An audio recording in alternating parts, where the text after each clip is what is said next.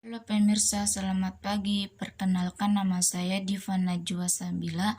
Baik, dalam kesempatan ini izinkan saya mengajak pemirsa untuk mengenal lebih dalam rumah adat suku Buton, yaitu Banuatada dalam 4 menit ke depan. Rumah adat Buton disebut juga dengan Banuatada, tetapi dia dibedakan atas siapa pemilik rumah itu. Kalau Banuatada itu kemudian ditinggali oleh Sultan, maka disebut dengan Kamali. Namun dia memiliki konstruksi yang cukup berbeda dengan Banuatada yang ditinggali oleh masyarakat biasa atau pejabat lain yang ditinggali oleh Sultan, yaitu disebut dengan Kamali. Ini umumnya bagian depan menyiapkan tempat musyawarah sebagai rumah sidang kesultanan yang ada di istana Kamali itu sendiri. Kamali itu sendiri artinya istana yang disebut dengan Katukonapa.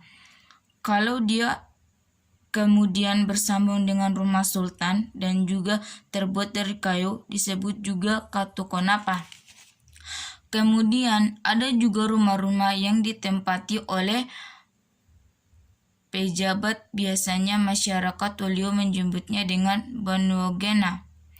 Umumnya Banuogena yang ditinggali oleh para pejabat ini disiapkan juga tempat-tempat sidang di bagian depan rumah yang disambung, yaitu disebut dengan galampa. Umumnya galampa ini kaya teras tetapi agak besar. Dia karena digunakan untuk sidang-sidang tertentu yang dindingnya setengah.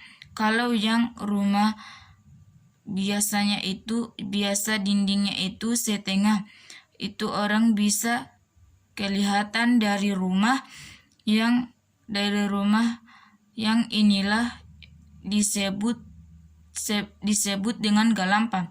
Kemudian secara adat, rumah yang kemudian ditinggali oleh para pejabat kesultanan itu disebut dengan galampa. Misalnya rumah untuk imam masjid keraton itu sudah tidak disebut lagi Banuatada.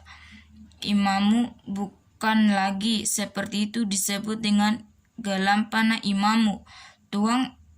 Ruang sidang yang di depan dibuat khusus itu memberikan identitas terhadap rumah itu sendiri, sehingga Banuatada yang ditinggali oleh Imamu sudah berubah nama menjadi Galampa Imamu itu untuk para petinggi pejabat di Kesultanan Buton. Sekian dari saya. Assalamualaikum warahmatullahi wabarakatuh.